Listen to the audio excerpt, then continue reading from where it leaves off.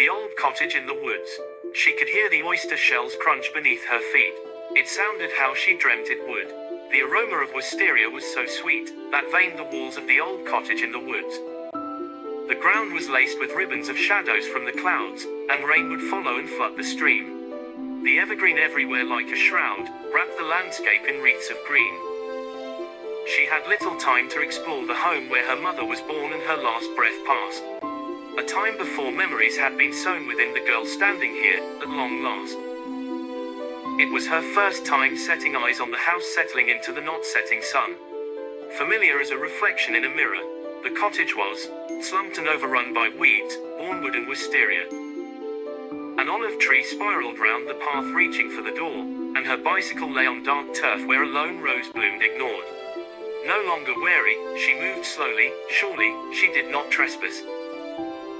The Atlantic just beyond roared boldly where the seagulls all laughed. Was she the last soul left alive being watched by countless eyes? So close to something that had been so close to her mother was opening a secret door, that closed their bleeding wounds, together, a visit before going abroad.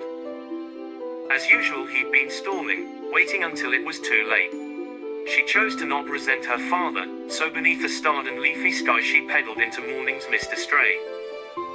A map, some food, her thermos, and her mother counting pink peonies in the pocket by her heart. The sun was barely stirring when she spotted the peonies peeking prettily with their pink hues attempting to raise the dark. Staring at the cottage was staring at a wraith, a sepia image dulling like how all old memories fade. One chickadee chattered incessantly within the embrace of a gnarled oak tree. It did a jig and puffed its chest before finally taking wing. Its dark contour sailed across her brow, its flight cut short by glass, a thump and the birdie dropped, its song, gone, alas. She cradled it with quaking hands and baptized it with brine, the bird's eyes now dull glass, its jig a slow unwind. Is there anybody there? A voice spoke from beyond the leaf-fringed sill, where decaying lace quivered as a silhouette merged with the interior, still dark and darkly still. Hello, the girl said peering up, new daylight scalping her from the dark. The sun did its lazy waltz while the girl disclosed her heart.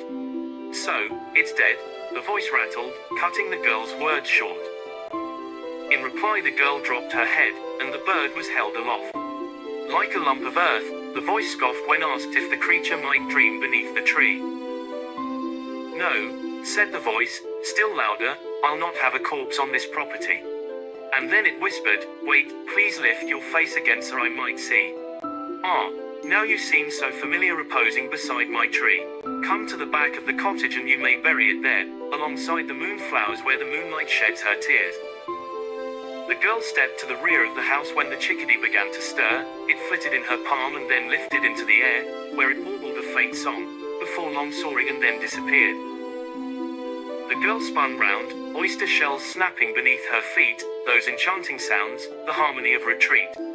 She saddled her bicycle to follow the risen bird, barely hearing the incessant pleading, repeating, please return. Tell them I kept my word.